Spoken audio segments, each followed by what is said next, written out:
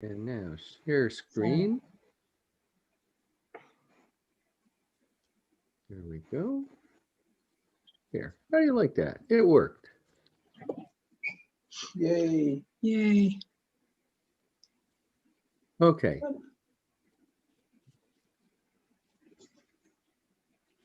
So it seems like most of the initial prophetic encounters happen on God, on a mountaintop with God and the prophet. And I wanted to look at 4 specific events, at least 2 of which, and possibly 3, are first encounters between the prophet and God, and see how each of them responds and reacts. I'm going to posit that these are familiar stories to most of us. And so what I'd like to do is maybe look at them a little bit beyond what we normally encounter. All right? So the first one is the very familiar story of Moshe at the burning bush. All right? So we'll start reading. We'll pause along the way. If you have questions, don't wait for me to pause. Jump in, just like we were really in person. Okay, you just have to may have to wave a little bit more energetically. Now Moses, tending the flock of his father-in-law Jethro, the priest of Midian, drove the flock into the wilderness and came to Horeb, the mountain of God. Okay, what do we know that Moshe doesn't at this point in the story? That Sinai is the mountain of God? That he's arrived at the mountain of God. We have no reason to assume that Moshe knows that this is anything other than ordinary mountain where I have brought my flocks for years and years, and I'm not expecting or anticipating anything unusual to happen, right? Moshe is at work, right?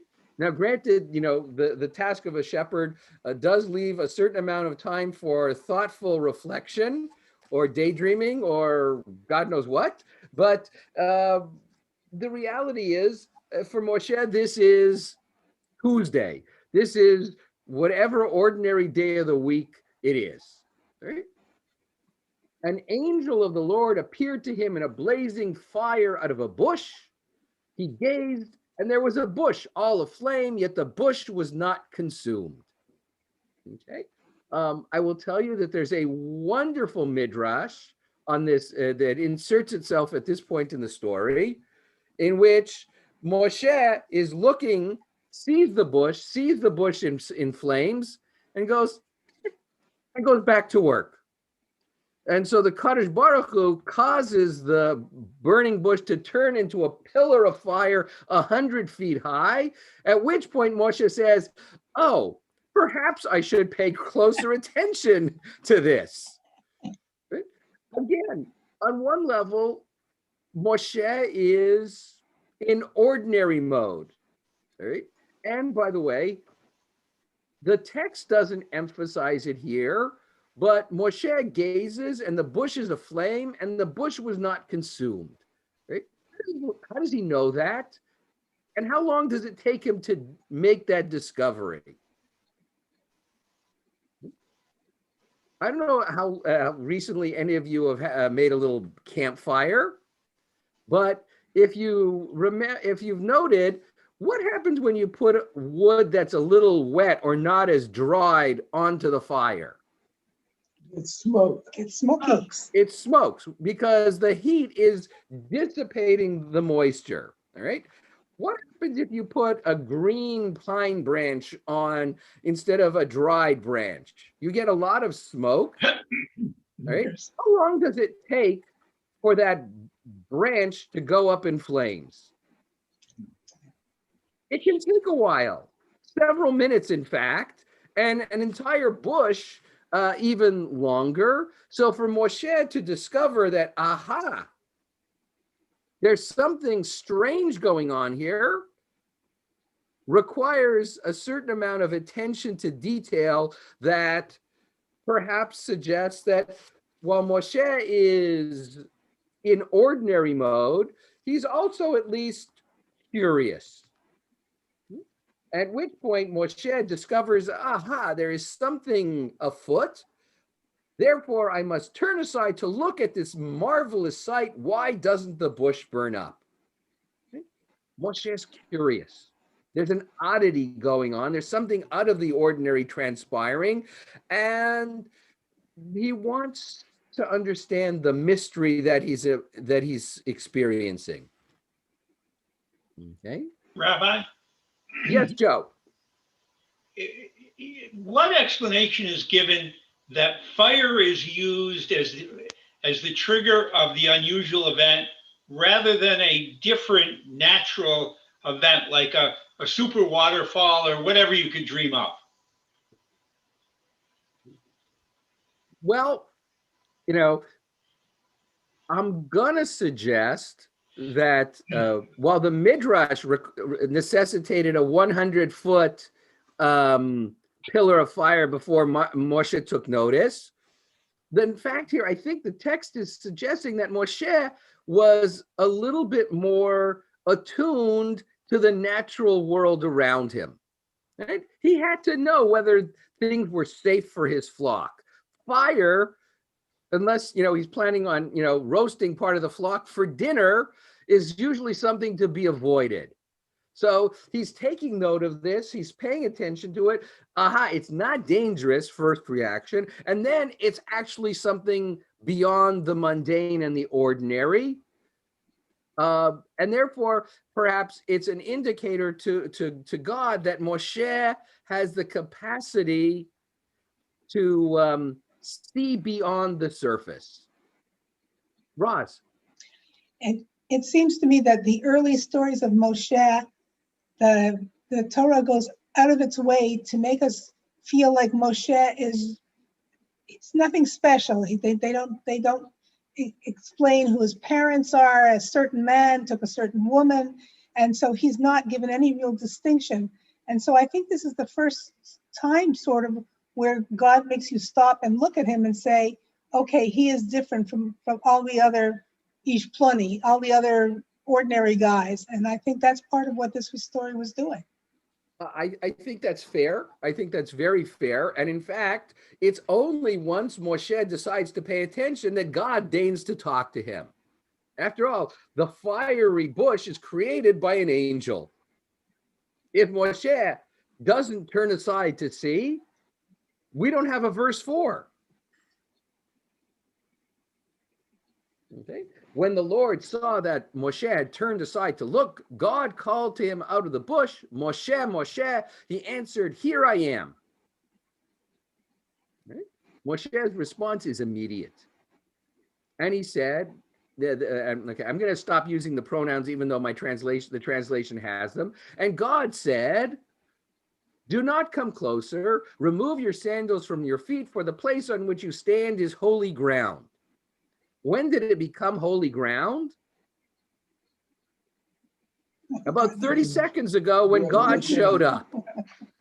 Right? Moshe has no reason to think that he's anywhere special. Right?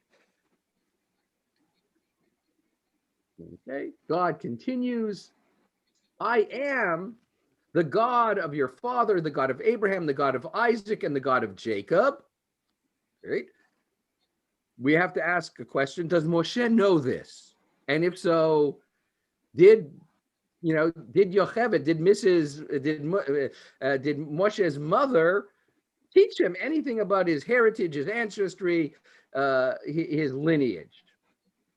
Right? What's Moshe's reaction to God speaking? Moshe hid his face, for he was afraid to look at God.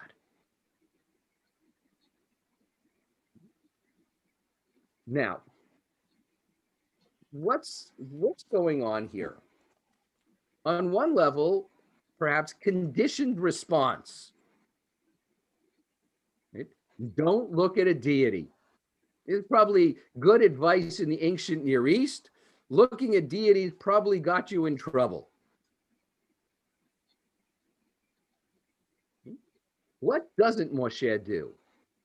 He looks away, but he doesn't run away.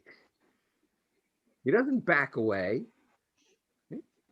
And then God continues, I have marked well the plight of my people in Egypt and have heeded their outcry because of their taskmasters. Yes, I am mindful of their suffering as I have come down to rescue them from the Egyptians and to bring them out of that land to a good and spacious land, a land flowing with milk and honey, the region of the Canaanites, the Hittites, the Amorites, the Perizzites, the Hivites, and the Jebusites.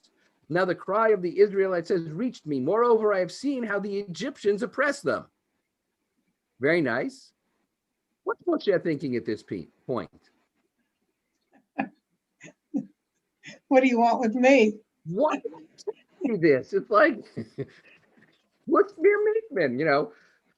What? Why? Why are we having this conversation? Right? So God lets the other shoe drop.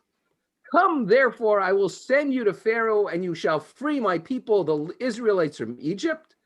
Right? But Moses says to God, right? It sort of harks back to the point that Roz made before. Who am I that I should go to Pharaoh and free the Israelites from Egypt? I'm ordinary. I'm nishtase important, right? And God says, I will be with you, that shall be your sign that it was I who sent you. And when you have freed the people from Egypt, you shall worship God at this mountain. Okay? What's the proof? After the events are over, you get to come back here. Moshe, right? For as much as he was, here I am, it's like, I'm not convinced, Rabbeinu Shalom. I'm not convinced. And Moses says to God, when I come to the Israelites and say to them, God, the God of your fathers has sent me to you, and they ask me, what is your name? What shall I say to them? Okay. What's Moshe doing here? Stalling. Yes, he's stalling, and it's even, it's like, let me figure out every possible reason why I shouldn't be the one to go. All right. He already tried the who am I argument. I'm nobody. I'm a shepherd. All right. God sort of blows right past that one. And so Moshe is getting a little more practical. Says, look, how could I possibly be accepted as authentic when I don't even know your name? And God's answer is, asher yeah. I'm going to give you a name that I've never used before, an alias and an identity that nobody knows. And when you get to the Israelites, just use the short form of it. Sent me to you. All right? Moshe is still not convinced. And God said further to Moses, thus shall you speak to the Israelites. The Lord, the God of your fathers, the God of Abraham, the God of Isaac, and the God of Jacob has sent me to you. This shall be my name forever. This my appellation for all eternity. Okay, I'm introducing a new term here. Go and assemble the elders of Israel and say to them, Lord, the Lord, the God of your fathers, the God of Abraham, Isaac, and Jacob has appeared to me and said, you may not, Moses, know who Abraham, Isaac, and Jacob are, but they will. I have taken note of you and what is being done to you in Egypt. I have declared, I will take you out of the misery of Egypt to the land of the Canaanites, etc., to a land flowing with milk and honey. All right. All right. By the way, this is one of my favorite lines. They will listen to you. If I was Moshe, I would be quoting this one back to God all the time. Because in point of fact, the Israelites rarely listened to Moses. Okay, but God persists. They will listen to you. Then you shall go with the elders of Israel to the king of Egypt, and you shall say to them, the Lord, the God of the Hebrews, manifested himself to us. Now, therefore, let's go a distance of 3 days into the wilderness to sacrifice to the Lord our God. Yet I know that the king of Egypt will let you go only because of a greater might. So I will stretch out my hand and smite Egypt with various wonders, which I will work upon them After that, he shall let you go. Right? What's God warning Moshe about in this little section? It's not going to be easy. It's not going to be easy. In fact, you are going to fail before you succeed. They're not going to listen to him. Well, they may be, but we know that by the time we get to chapter 6, they're even going, they're ready to throw Moshe under the bus. It's like, why did you get us all excited that God was going to redeem us when in point of fact, all you've done is make things and make life worse for us? It was bad enough we had to make bricks and build storehouses, et cetera, but now, thanks to your intervention, we don't even get straw. Thanks a lot, Moses. You've been a big help. Go back where you came from. That's what lies ahead for Moshe. And yes, the rest of this, I will dispose the Egyptians favorably toward the people, and they will not go away empty-handed. All right, it'll turn out okay, but it's not going to be easy. Right? To which Moshe says, "Ashenim dank." Moshe spoke up and said, "What if they do not believe me and do not listen to me, but say the Lord did not appear to you?" Right? Perhaps Moshe has greater insight to the Israelites without having seen them in decades than God seems to. The Lord said to him, "What is that in your hand?" And he replied, "A rod." And God said, "Cast it on the ground." Moses cast it on the ground, and it became a snake, and Moses recoiled from it. Then the Lord said to Moses, put out your hand and grasp it by the tail. Moses put out his hand and seized it, and it became a rod in his hand. That they may believe that the Lord, the God of their fathers, the God of Abraham, Isaac, and Jacob, did appear to you. All right, you want proof? You want something you can show them? Here you go. Rod into snake. It's a classic, but it works. Right? Before Moshe can object, the Lord said to him further, "Put your hand into your bosom." Moses put his hand into his bosom, and when he took it out, his hand was encrusted with snowy scales. And he said, "Put your hand back into your bosom." He put his hand back. Moses put his hand back into his bosom, and when he took it out, there it was again like the rest of his body. You want a second one? No problem. And, okay, God's on a roll. If they still do not believe you are paid to the first sign, they will believe the second. And if they are not convinced by both of these, and they still do not heed you, take some water from the Nile, pour it on the dry ground, and the water that you take from the Nile will turn to blood on the dry ground. Okay? Not one, not two, but 3 signs to prove you're bona fide. Okay. This ought to be, okay, God, I'm going. No. But Moses said to the Lord, "Please, O Lord, I have never been a man of words, either in times past or now that you have spoken to your servant. I am slow of speech and slow of tongue." All right? I'm not a good fit for this job.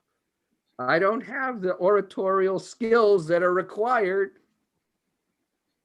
And the Lord said to him, "Who gives man speech? Who makes him dumb or deaf or seeing or blind? Is it not I, the Lord? Now go, and I will be with you as you speak, and I will instruct you what to say." Right? God is not having any of Moshe's objections. On the other hand, Moshe can be just as stubborn and says, "Please, O Lord, make someone else your agent." Okay, I've got no other arguments to throw up, no roadblocks left to place, but do me a favor, pick someone else. I didn't apply for this job.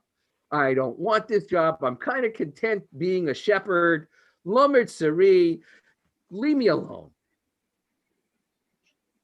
At which point, the Lord became angry with Moses and said, "There is your brother Aaron the Levite. He, I know, speaks readily. Even now he is setting out to meet you, and he will be happy to see you. You shall speak to him and put the words in his mouth. I will be with you and with him as you speak, and tell both of you what to do. And Aaron shall speak for you to the people. Thus Aaron shall serve as your spokesman, with you playing the role of God to him, and take with you this rod with which you shall perform the signs." End of discussion. Who gets the last word? God. God. All right. So the question is, what's Moshe thinking at this moment?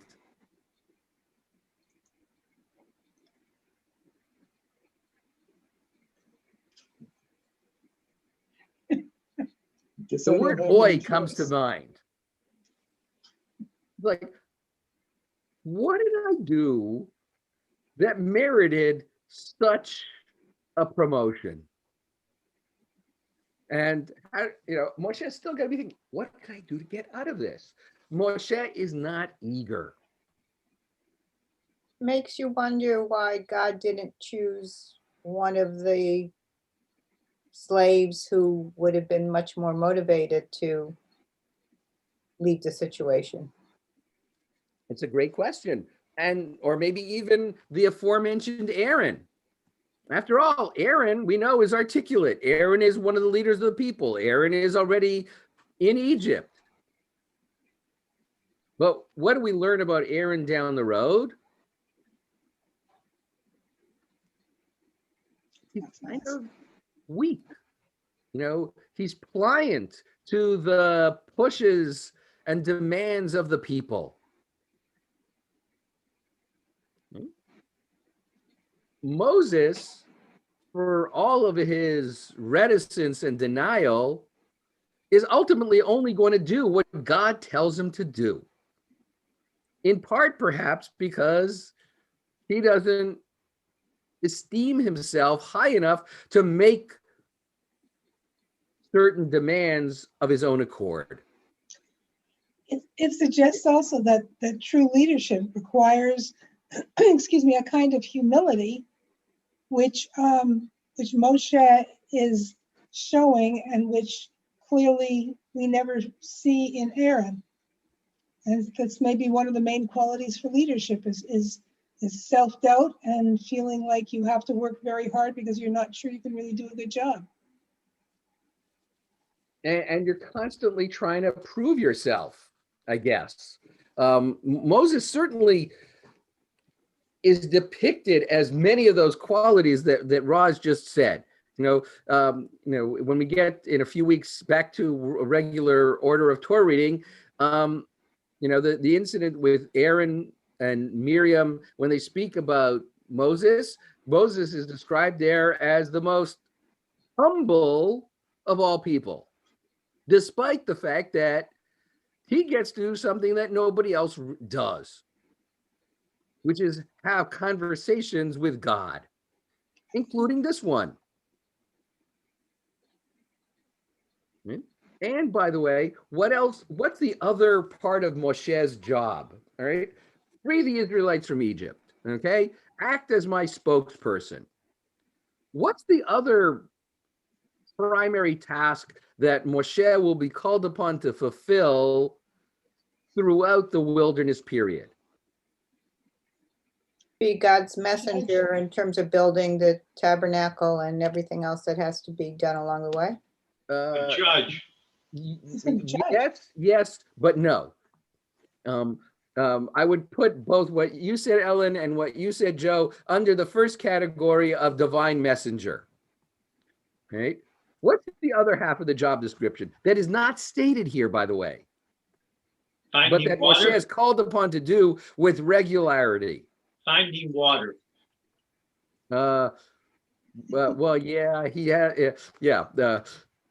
he is required to do that, but no, what I was thinking about was the fact that Moses talks back to God here and seems to do it without much hesitation or qualm. That's the other side of what Moshe has to do throughout the period of his leadership. He has to intercede on behalf of the Israelites in front of God and say, look, Rabbeinu Shalom, okay, just cool it, all right? I know that they're a bunch of pains in the neck, and I understand why you want to, punish them and destroy them and blah, blah, blah, blah, blah. But listen, just listen to me. Okay? Moshe is willing and ready to push back. That's every one of them. He is, the ultimate defense attorney for the Israelites, who in fact need him on retainer regularly because they get in trouble regularly. So yes, here Moshe is speaking on his own behalf, going like, let me make every argument. And in the end, God isn't convinced. But this is the Moshe who, after the golden calf, argues in defense of Israel. This is Moshe throughout all the wilderness episodes, argues in protection and in defense of the Israelites. Rejection of the land when the spies come back. Moshe is like, I'll put myself out there. You don't go forward with us, I'm not going. That here is, yes, here it's about him, but this is the Moshe that is maybe even more important than the one who is the messenger from God. I don't want to say anybody can be a divine messenger, but not everybody could do what Moshe does in standing up to God.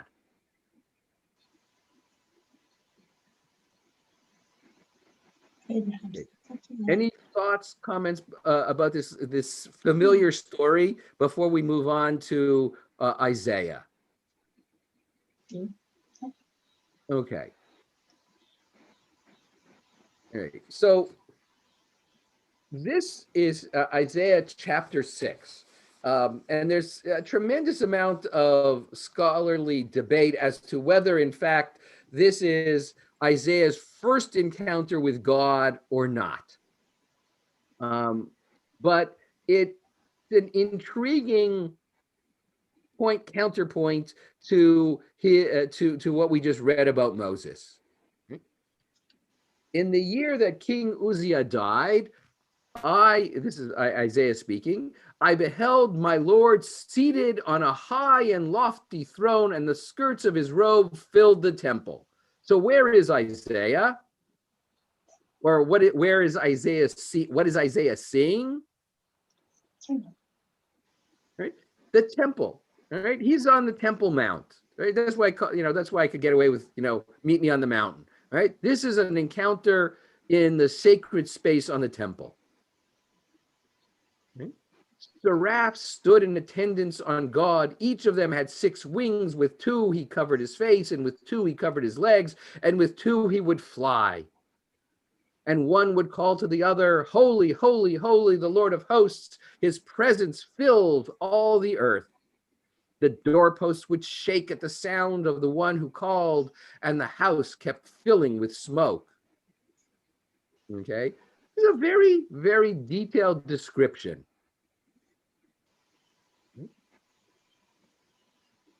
And it's unique. Right? When God speaks to Moshe, we're in a bush.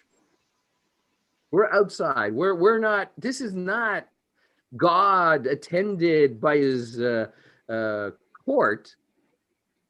Here we have a much more formal setting. Right?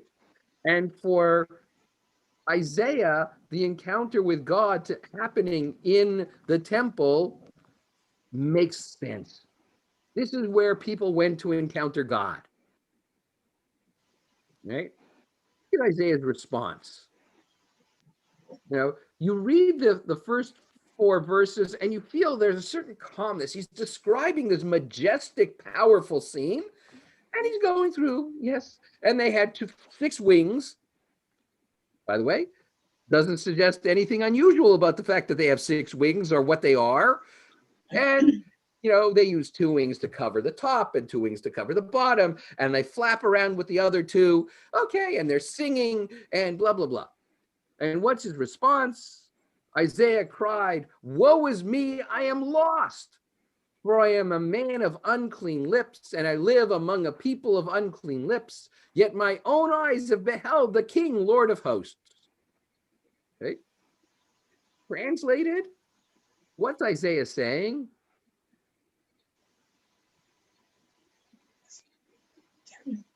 I'm a dead man. Yeah. It's By the way, it's the same reaction that Manoach has when the angelic being manifests itself, and Mrs. Manoach says to him, "Idiot."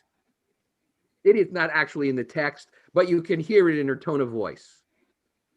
We're not going to die. If God wanted us dead, he wouldn't have bothered to appear to us in this manifestation. Same thing here. Isaiah, what are you thinking? And so I asked you, what's Isaiah thinking? Okay? Why is he worried that he's going to die? And how is this different to Moshe's reaction?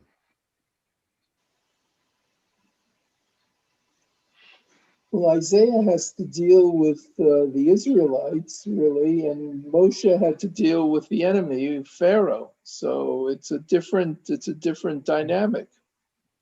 That is true. But right now, let's just talk about how they deal with God. Well, again, Moshe, even though he didn't want the job, God was, trying to hire him for it. Isaiah isn't. He's not sure where it comes to him and what he will do with it. And that really comes to the crux in part of the question as to whether this is his investiture or this is his particularly unique encounter with God at some point in his prophetic career.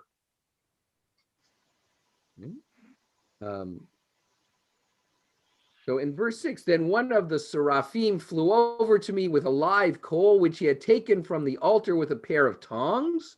He touched it to my lips and declared, now that this has touched your lips, your guilt shall depart and your sin be purged away. Okay, one has to assume that this is a symbolic rather than actual act. Otherwise, Isaiah would be significantly harmed. Right? But the altar represents purification. Right? That's what it was used for the Israelites, purification from sin and atonement. Therefore, the altar serves that function here. Okay? After this, Isaiah heard the voice of my Lord saying, whom shall I send? Who will go for us? Okay? Who's God talking to? Isaiah. Not yet, not really, not directly. Looking for volunteers. He's looking for volunteers. It's almost like the royal court where God is surrounded by the seraphim. We need the seraphim. It's sort of like the passage in the beginning of Exodus. Come, let us make. All right. So who's God talking to? He's talking to the angels. He's talking to the seraphim. It's like, except here, it's like, who will go and do this task for us? Right. And Isaiah's response is, here I am, send me. Right? This is not Moshe's response. Had God asked that question of Moshe, Moshe would have said, not me. In fact, Moshe does say, not me, repeatedly, not an option. So in part, one of the questions we're left with here is, why is Isaiah so eager?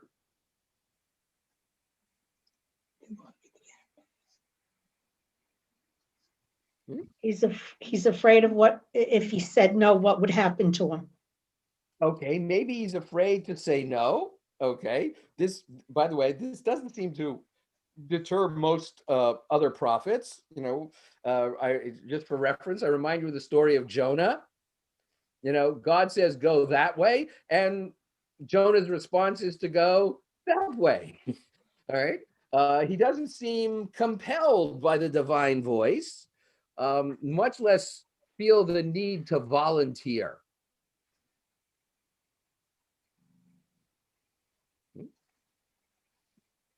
And so now that Isaiah has volunteered, let's see what's in store for him. And God said, go say to that people, not an auspicious beginning. Not my people, not even your people, that people. Hear indeed, but do not understand. See indeed, but do not grasp. Dull that people's minds, stop its ears and seal its eyes, lest seeing with its eyes and hearing with its ears, it also grasp with its mind and repent and save itself. Right? You are the prophet of doom and gloom and destruction, and you have to present it in such a way that doesn't convince the Israelites to repent. And you read this and you go, wait a second. Isn't the whole point of the prophetic message to get the people to change their behavior? Isn't that what the prophets are doing all the time? Stop behaving this way. Stop worshiping idols. Stop being unfaithful to God. Stop abusing the poor and the needy and the downtrodden. Stop doing this. Stop doing that. Start doing what God wants. Isaiah at this point on one level has to be going like, did I do it correctly? And what's the point of sending me if in fact all you want me to do is make sure that they don't repent? You could probably send no one and have that happen.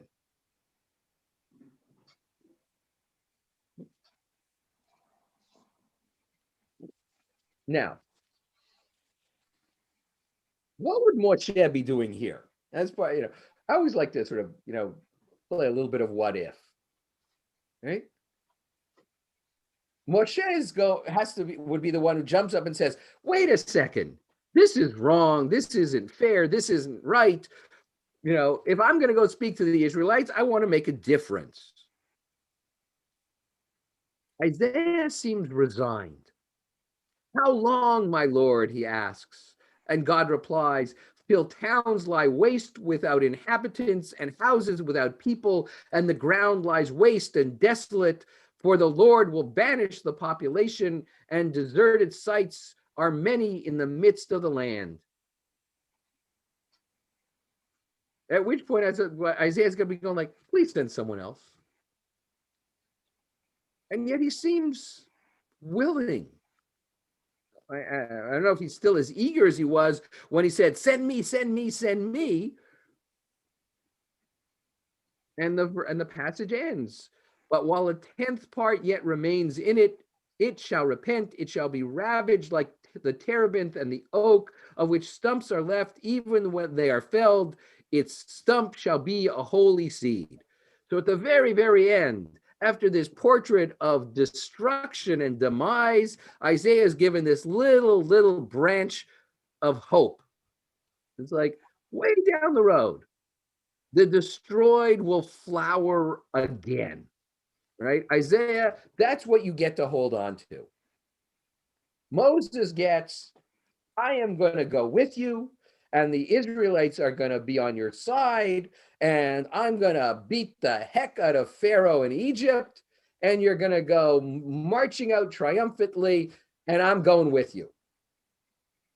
Isaiah gets, boy, this is a very lonely job.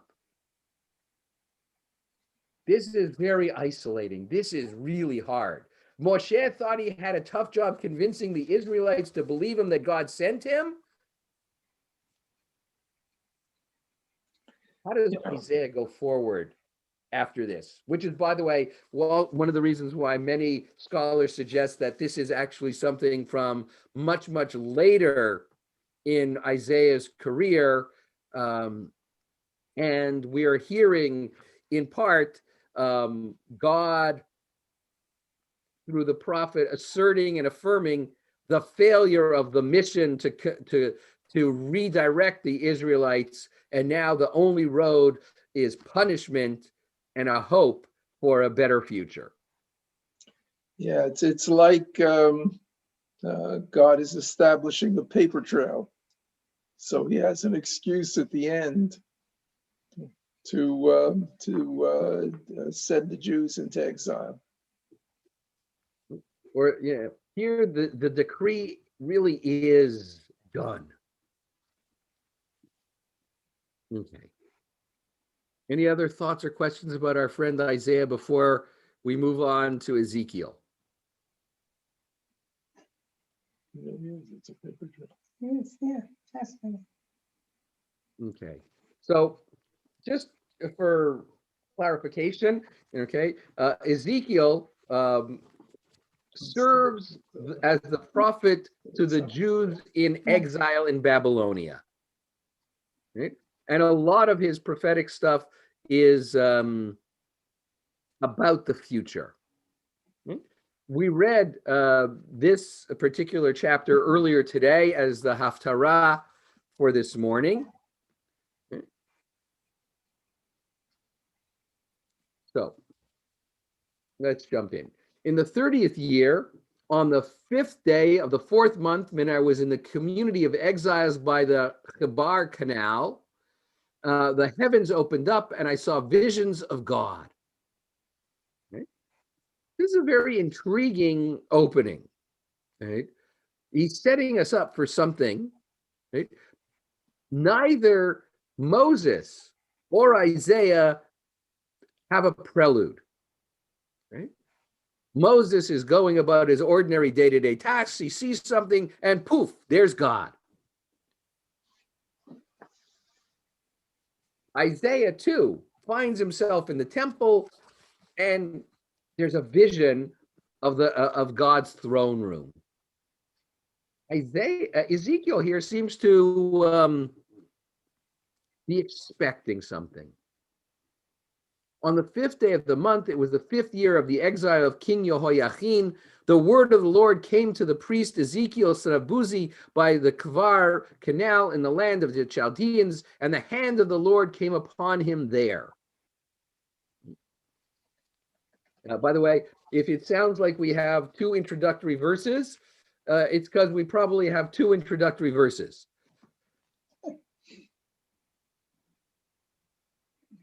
I looked, and lo, a stormy wind came sweeping out of the north, a huge cloud and flashing fire surrounded by a radiance, and in the center of it, in the center of the fire, a gleam of amber.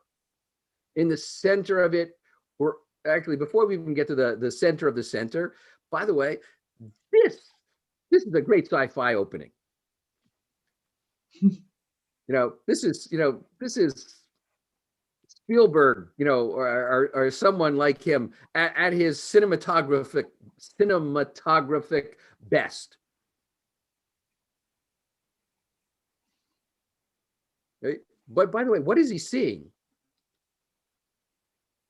For all of that remarkable description, huge cloud, flashing fire, radiance, and a gleam of amber, right? There's a lot of stuff going on, but it's all inchoate. It's all sort of a lot, but not detail. Think about it in contrast, if you will, for a second to Isaiah. What does Isaiah see? I see God's throne, and I see the tails, the trailer of God's cloak, and I see the seraphim, and I mean, great detail. Here I get a lot of detail that tells me very little. Then he goes on. In the center of it were the figures of 4 creatures, and this was their appearance. They had the figures of human beings. However, each had 4 faces, and of each of them had 4 wings. And the legs of each were fused into a single rigid leg, and the feet of each were like a single calf's hoof, and their sparkle was like the luster of burnished bronze. Okay? We're getting a lot of detail, but it's very, very hard to picture.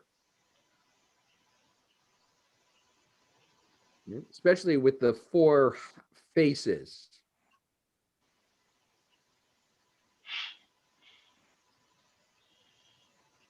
And he goes on.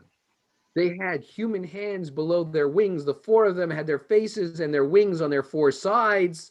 Each one's wings touched those of the other. They did not turn when they moved. Each could move in the direction of any of its faces. Yes, Joe. The human hands, is there an arm there that isn't mentioned, or did they hang? Did the hands hang from the wings? That's a great question. You should live and be well till 120. And when you get to Olam Haba, you can ask Ezekiel. But my presumption is that the hands are, that the hand arm is sort of part of the wing, some sort of hybrid creature where the wings also have a certain amount of human arm dexterity and distinct definition. That's kind of how I understood it. But, you know, I'm an inveterate reader of comic books, so I don't know if that invalidates me or just gives me the wherewithal to sort of picture some of this. Okay, and they don't turn, but they can move in any direction because whichever face is in the lead leads them in whatever direction that they want to go. So they're both very fixed, but very multi-directional. Each of them had a human face at the front. Each of the four had the face of a lion on the right. Each of the four had the face of an ox on the left. Each of the four had the face of an eagle at the back. Such were their faces. As for their wings, they were separated. Above each had two touching those of the others, while the other two covered its body. Okay, by the way, if in fact the two wings covered its body, which sort of reminds us what we read in Isaiah.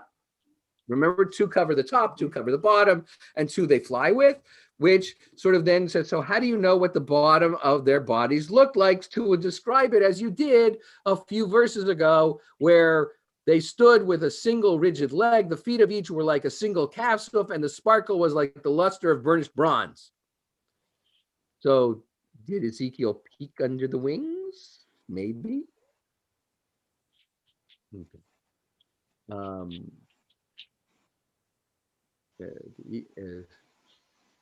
Okay, and each could move in any direction, and of any of its faces, they went wherever the Spirit impelled them to go, without turning when they moved. Such then was the appearance of the creatures. With them was something that looked like burning coals of fire. And by the way, the English here captures the vagueness of the Hebrew. All right? When it talks about these things, it really does use language that is very fuzzy. A thing that looked sort of like a thing that was the thing is kind of how it reads in the Hebrew. So when it says something that looked like burning coals of fire, it's because, well, they weren't burning coals of fire, but I don't know exactly what they were, right? This fire, suggestive of torches, kept moving about among the creatures. The fire had a radiance, and lightning issued from the fire. Right. So yes, I described it as torches because you're sort of you're sort of picturing people marching with torches in the distance, in the darkness, and all you see are the lights, and they seem to be, bobbing around as if they're disembodied. But even that's not really a good description, because they had a radiance and there was lightning coming out of them. So it wasn't really like, and they're dashing to and fro among the creatures was something that looked like flares.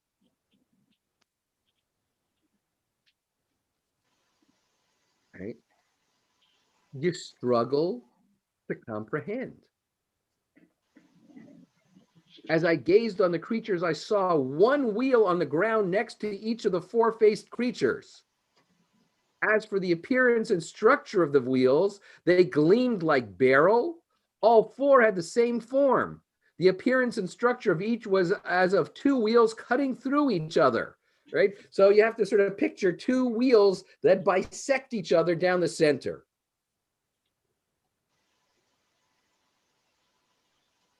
And when they moved, each could move in the direction of any of its four quarters. They did not veer when they moved. Their rims were tall and frightening, for the rims of all four were covered with eyes.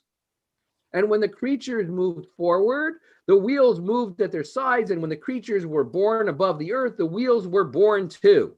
So the wheels are used when they're on the ground, but they're not essentially necessary, and they're covered in eyes. And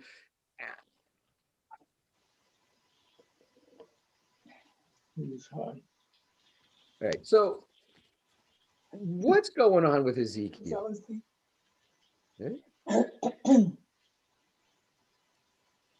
The poor man is, to say he's overwhelmed is probably an understatement.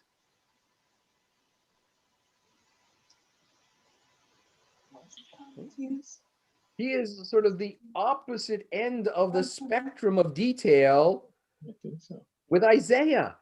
Right?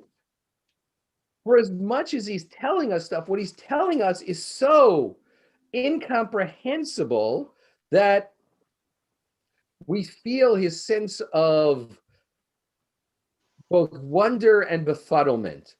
Roz. I'm not trying to be facetious here, but was there use of sort of mind expanding drugs, funny mushrooms, et cetera, among the sort of the priestly caste at that time?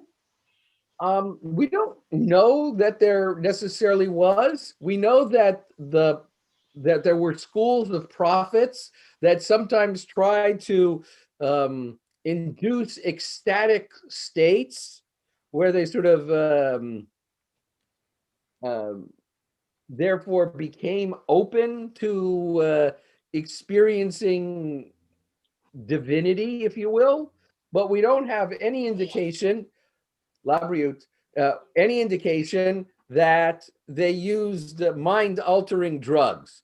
But you are not the first, nor will you be the last person to suggest that perhaps Ezekiel was in an altered state of being at this moment.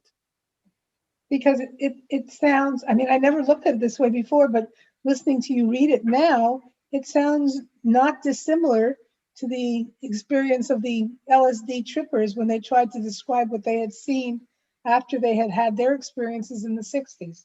Yes, it really does evoke that. And it's this jumble of sensory depictions that are so both detailed and impossible. So Sorry. I'm gonna try to draw some conclusion from it that is short of that, but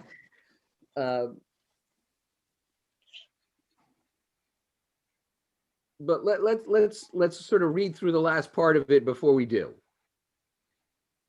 All right. Wherever the Spirit impelled them to go, they went. Wherever the Spirit impelled them, and the wheels were borne alongside them, for the spirit of the creatures was in the wheels. When those moved, these moved. And when those stood still, these stood still. And when those were borne above the earth, the wheels were borne alongside them, for the spirit of the creatures was in the wheels. Okay. That's that. Above the heads of the creatures, lest you thought that this was confusing enough, was a form, an expanse with an awe-inspiring gleam as of crystal was spread out above their heads. Under the expanse, each had one pair of wings extended towards those of the others, and each had another pair covering its body. When they moved, I could hear the sound of their wings like the sound of mighty waters, like the sound of Shaddai, a tumult like the din of an army. And when they stood still, they would let their wings droop. There's something above and beyond even the mystery that I've just described. From the expanse over their heads came a sound. When they stood still, they let their wings droop, and above this expanse over their heads was the semblance of a throne, in appearance like sapphire, and on top, upon this semblance of a throne, there was the semblance of a human form. Right? By the way, it took us this long to get to it, but what do we see at the beginning of Isaiah? The throne. All right. And there, Isaiah sees only the trail of the royal garment. Here we have a throne that appears like sapphire and the semblance of a human form. From what appeared as his loins up, I saw a gleam as of amber, what looked like a fire encased in a frame, and from what appeared as his loins down, I saw what looked like fire. There was radiance all about him.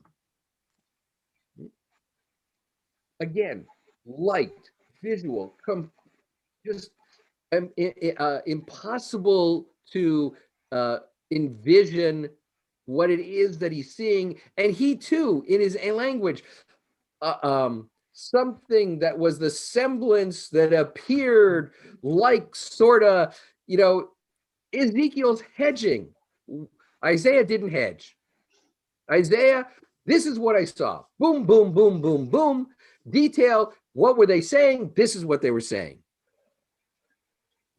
Ezekiel, there was a radiance all about him, like the appearance of the bow which shines in the clouds on a day of rain. Such was the appearance of the surrounding radiance. That was the appearance of the semblance of the presence of the Lord.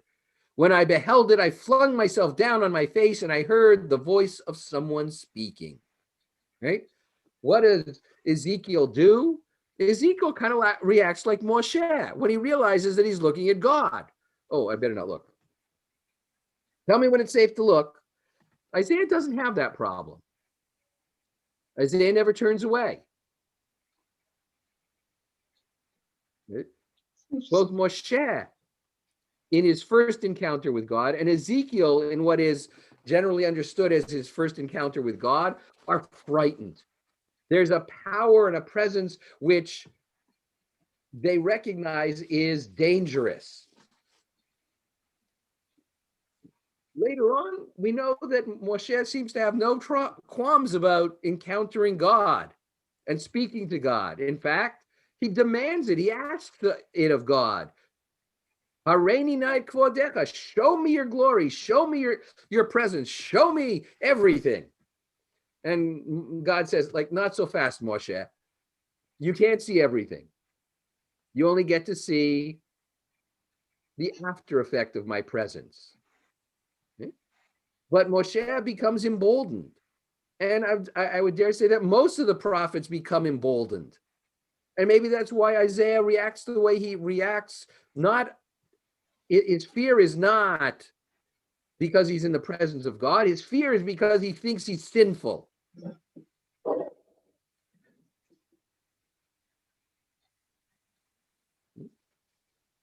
But the one thing that you have to take away from Ezekiel, at least that I take away from Ezekiel, is that the overwhelming nature of the experience makes him unable to be clear on what he is actually experiencing. He's overwhelmed by it and he's struggling to comprehend it, but doesn't quite. I want to take us to our next character. I'm also mindful that our time is running out. Okay, we're going back a little bit in time. We've been sort of going chronologically from Moses to Isaiah to Ezekiel. Now we're going back in time a little bit to Elijah.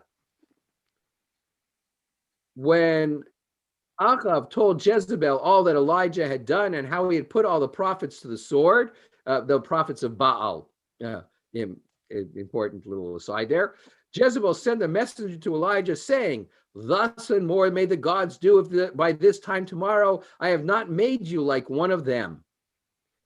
Right? You're marked for death.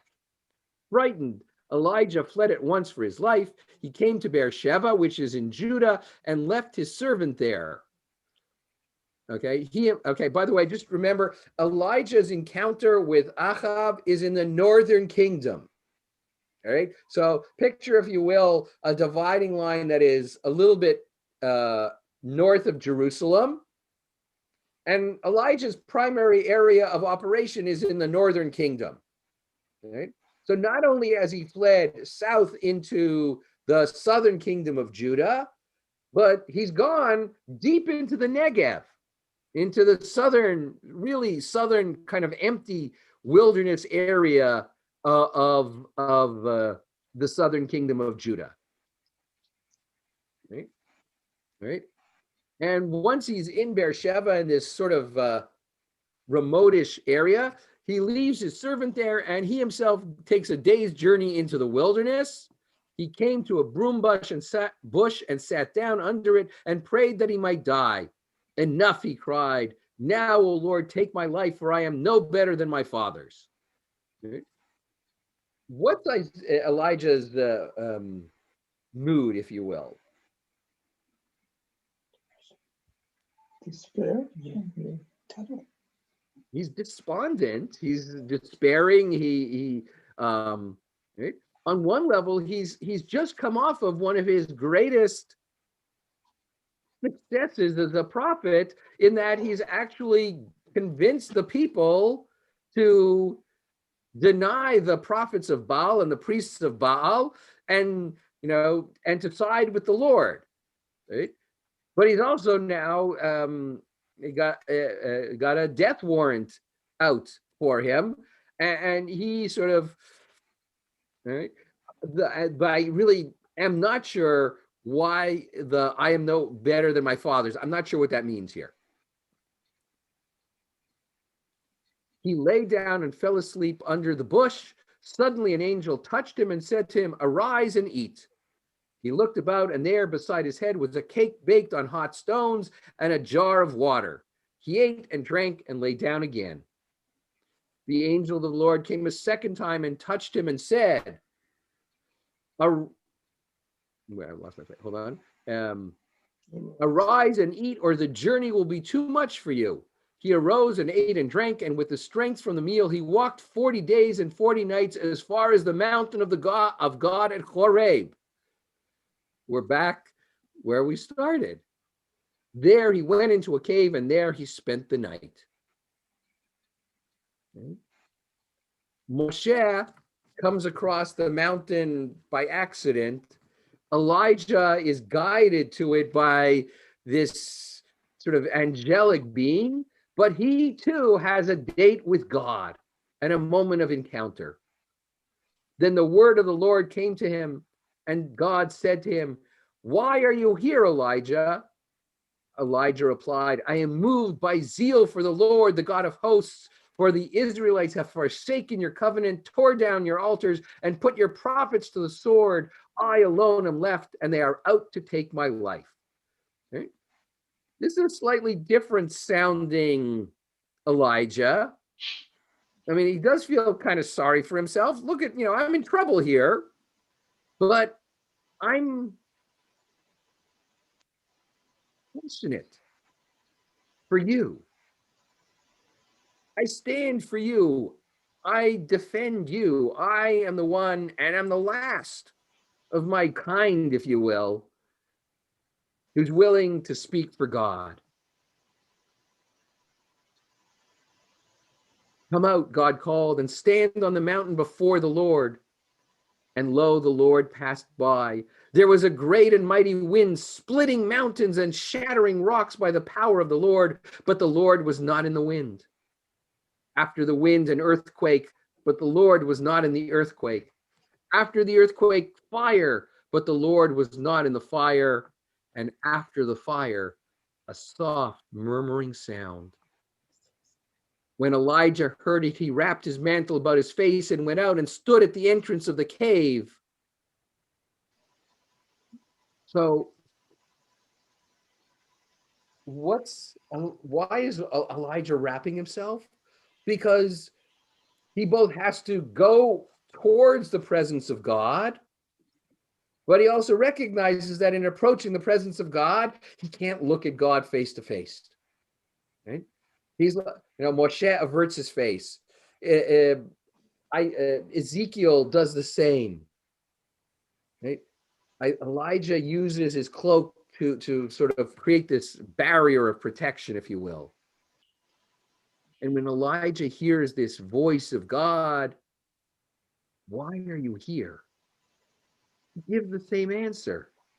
I'm moved by zeal for the Lord, the God of hosts, for the Israelites have forsaken your covenant, torn down your altars, and have put your prophet to the sword. I alone am left, and they are out to take my life. Right? I haven't changed. The Lord said to Elijah, go back by the way you came and on to the wilderness of Damascus. When you get there, anoint Hazael as king of Aram. Also anoint Yehu, son of Nimshi, as king of Israel, and anoint Elisha, son of Shaphat of Abel.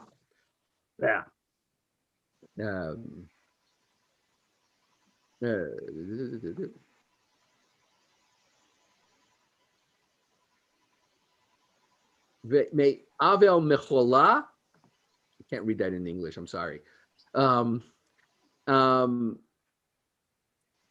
To succeed you as prophet. Whoever escapes the sword of Hazael will be slain by Yehu, and whoever escapes the sword of Yehu shall be slain by Elisha. I will leave in Israel only 7,000, every knee that is not knelt to Baal, and every mouth that has not kissed him. Right?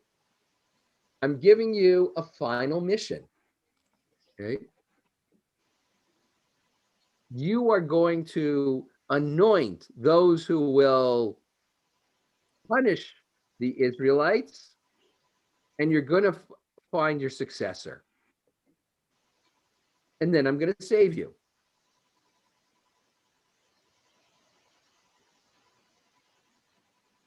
Clearly, this is the end of Elijah's prophetic career. It's not his inaugural encounter, but this seems to be his first direct encounter with God. And I don't know if I'm trying to make more of it than is here, but I think the fact that he's brought to Horeb to bring us back to the mountain of God, where so much of Israelite history starts with Moshe being invested by God and sent on a mission. And we have this very enigmatic expression of divine power and where to find God and where not to find God. Moshe, if you remember way back to the beginning, Moshe is in the ordinary, and God emanates and speaks to him out of the ordinary bush on fire that is made extraordinary by the presence of God. And here, Elijah is educated in the reality that the power of God is not necessarily the same as the presence of God. God appears not in the great expressions of fire and wind and earthquake, these things that really literally and figuratively shake the earth. But God is found in quiet. That was Moshe too. And I want to look at one last text. This one may be very familiar, especially if you were paying attention this morning.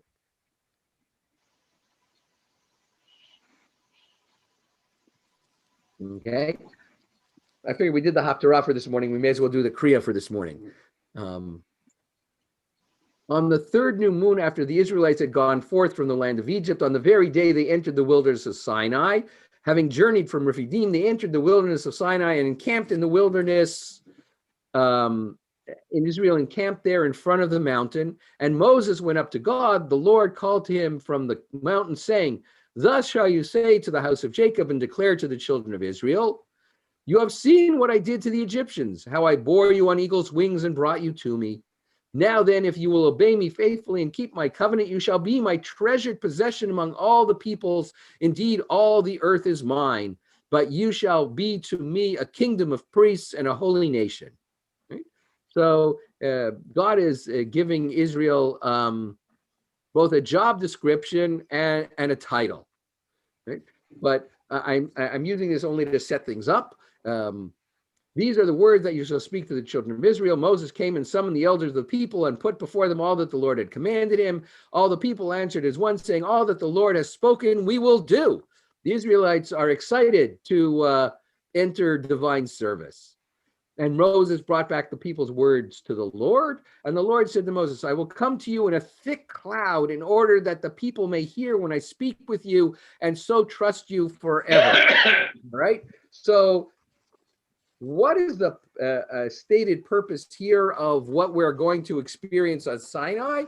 It's to provide Moshe with authenticity and authority, which wasn't he supposed to get that from all that other stuff way back when? But I guess a little refresher and booster doesn't hurt with the Israelites.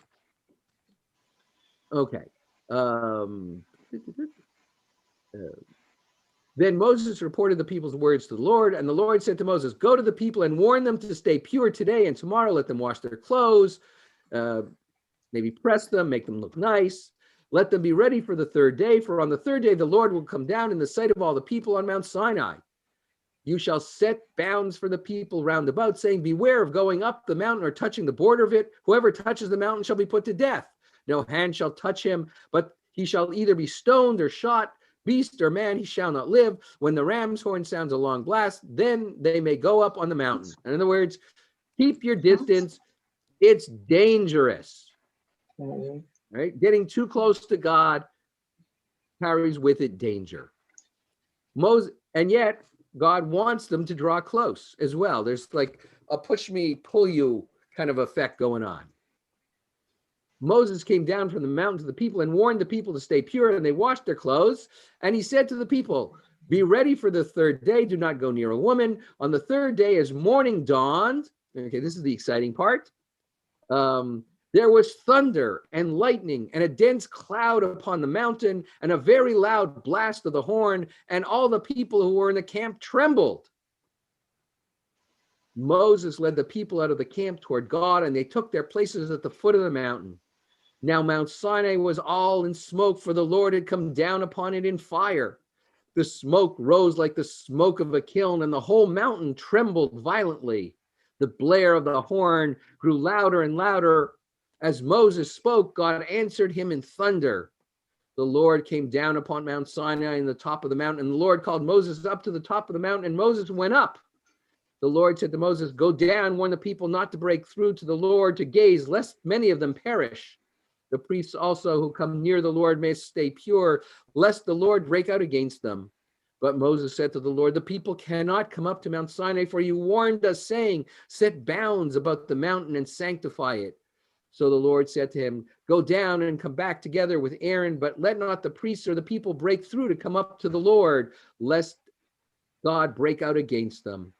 Moses went down to the people and spoke to them.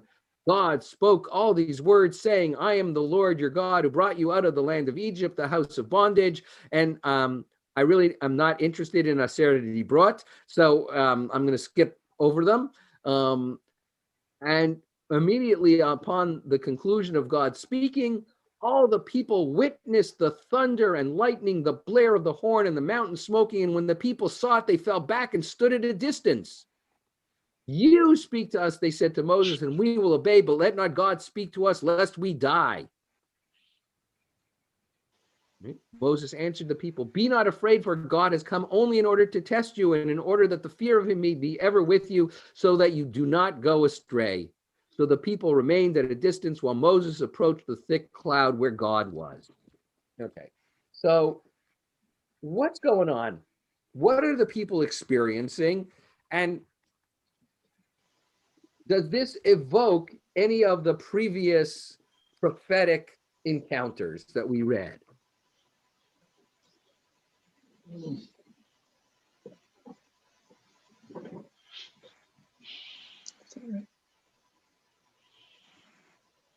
Ask it again, please.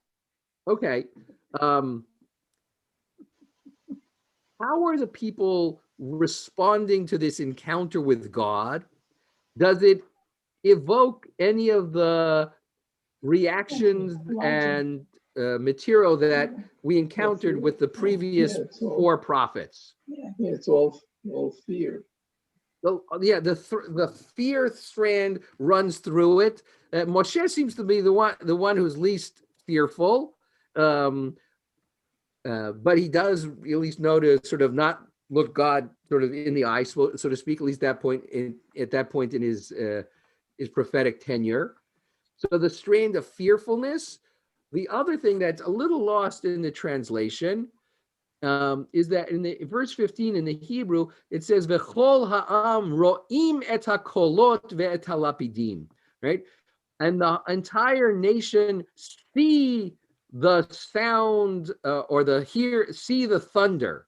Here it says all the people witness the thunder and lightning, right? But the literal verb is seeing, right? And what I'd like to suggest is that I think it's meant to evoke some of what we read in Ezekiel. Right? That the people here, like the prophet Ezekiel much later on, are awed and overwhelmed by their experience, that they can't process what this encounter means. For Moshe at this point, going up and encountering God is old hat. He's been doing it for years now. For the Israelites, this is their first, they've witnessed the power of God, but they've not encountered God. Right? This is Elijah's earthquake and fire and wind. The Israelites have seen the manifestations of God's power in the plagues that smote Egypt and in the splitting of the sea, and perhaps even in the manna that accompanies them daily through the wilderness. But this is their first moment of really encountering God. And they come away both fearful and awed. By the way, the end here is kind of ironic in that, Moses answered the people, "Don't be afraid, for God has come only in order to test you and in order that the fear of him be ever with you so that you do not go astray." All right. And the footnote is from Tanit Esther to Purim. Because in point of fact, this fear of God and this awe does not last nearly as long as maybe God or Moses might have hoped. In fact, very next chapter, we have Tsuris. So what, in its aggregate, what I'd like to posit is that we take away from each of these moments of encounter certain realities about the possibility of encounter with God. From Moshe, in part, it's the possibility of encountering the sacred and the holy can appear in the midst of our engaging in mundane and ordinary activities. That we don't necessarily need to seek it out, but we need to be paying enough attention to take note of it when it appears before us. That the encounter is mission driven. Whether it's easy or not, well, one can posit that it's never going to be easy. Moshe's mission, while much more positive than Isaiah's, is fraught with difficulty. Elijah's similarly. But there's a purposefulness that emerges from the encounter with God. And it is also why I think the prophets are paradigms of reluctance. Because there is this awareness that encounter with God is transformative and demands of us certain behavior. The Israelites and Isaiah are kind of unique. Isaiah said, send me. And everybody else send someone else.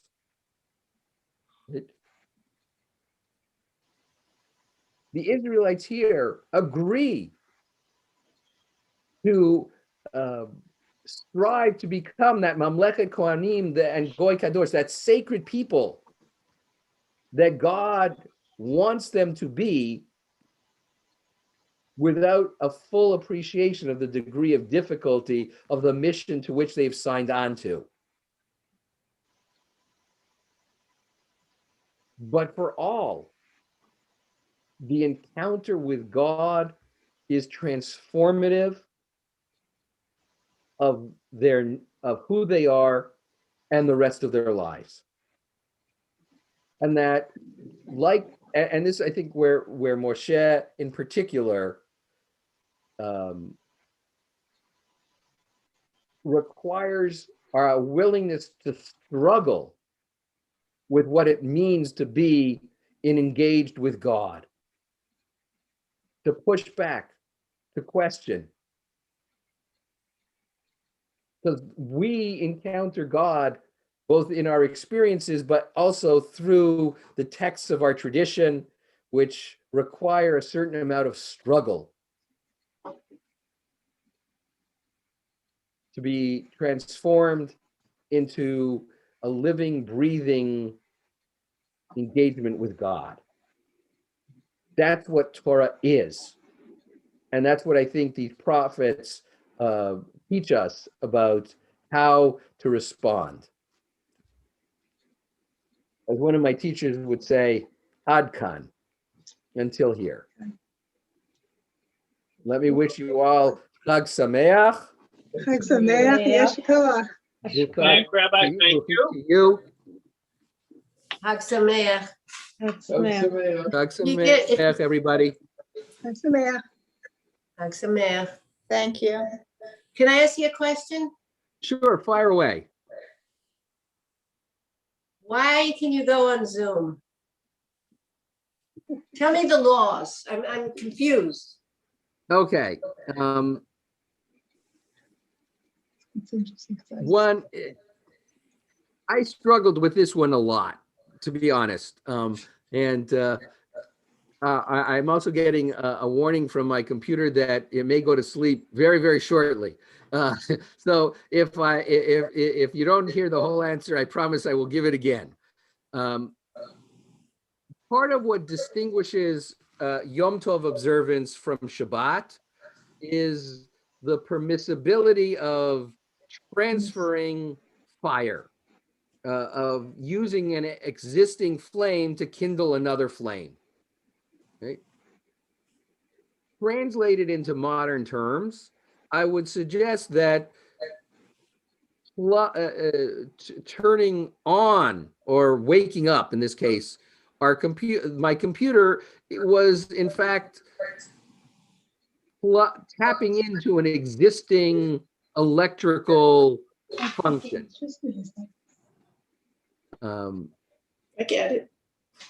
That's that, and like I said, I am pushing the parameters of that quite broadly, but as I said, I went back and forth on this one for a long time. The Religious Affairs Committee can tell you that I dithered on this question for months.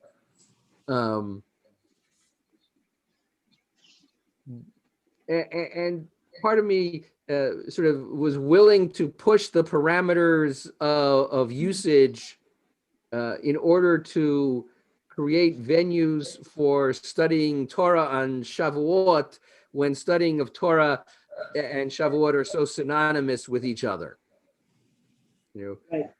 The beauty of Pesach and Shavuot, Pesach and Sukkot, is each of them has very, very profound and significant celebration models. The Seder at Pesach around our table creates a very powerful and enduring legacy. Being able to step into our Sukkot and celebrate has an enduringness to it. If not with the study of Torah, I think is deprived of an essential component. Lintzes alone, no matter how delicious, are insufficient. Right. Cheesecake helped too. As an enduring legacy of the Chag. So That's good. Well, I commend you and thank you, because it was missing, because Norman talked about how he would come and you did the thing at shul, and it was nice to be able to have this tonight, to be able to study a little. yeah, And, I'm glad I'm glad I dithered in this direction. yes. Well, thank you. Thank you. Thank you. Thank you. Thank you, Rabbi. Very Yom welcome, Tov, Chag everyone. Sameach. Chag Chag Sameach. Sameach. Yeah. Here.